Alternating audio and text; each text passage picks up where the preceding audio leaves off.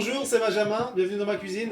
Aujourd'hui, je vous explique comment faire un pain de mie. Vous retrouvez la fiche recette sur le site zodio.fr. Je vous mets aussi le lien en description. Pour cette recette, vous aurez besoin de 500 g de farine, 20 g de levure, 50 g de beurre, 305 g de lait, 9 g de sel et 20 g de sucre. Dans la cuve du batteur, nous allons mettre la farine avec le sel, le sucre, le beurre en morceaux, ainsi que le lait.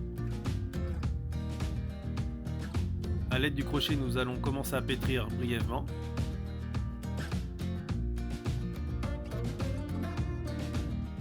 Et on va ensuite rajouter notre levure, en l'émiettant grossièrement.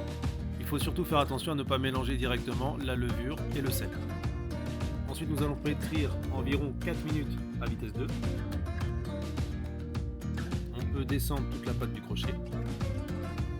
Et on va continuer de pétrir environ 8 minutes à vitesse 4. Le but du jeu est d'avoir une pâte assez élastique pour retenir le gaz de fermentation.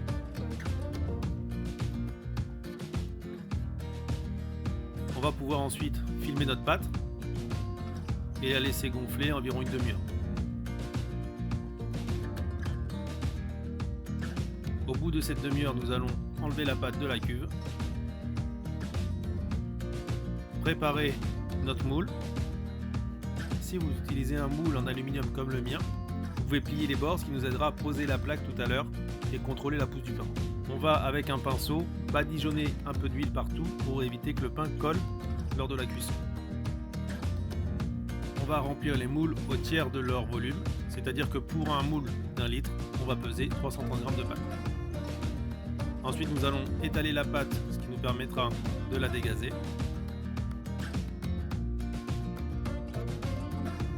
Et on va former un boudin avec.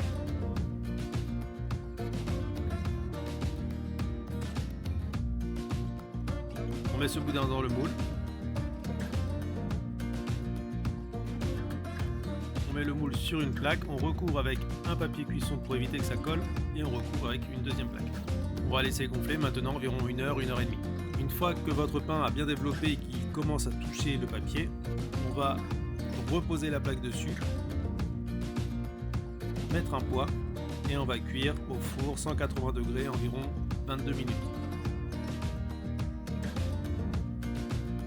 Voilà, notre pain est cuit.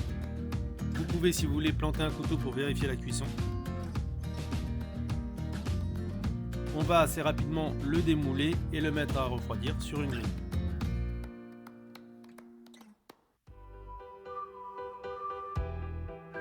Et voilà, notre pain de mie maison est cuit. Je vous conseille, avant de le découper, de le laisser refroidir. Vous pouvez, pour bien conserver, l'envelopper dans du papier film. Vous pouvez même le congeler. On se retrouve bientôt pour une nouvelle recette. À la prochaine!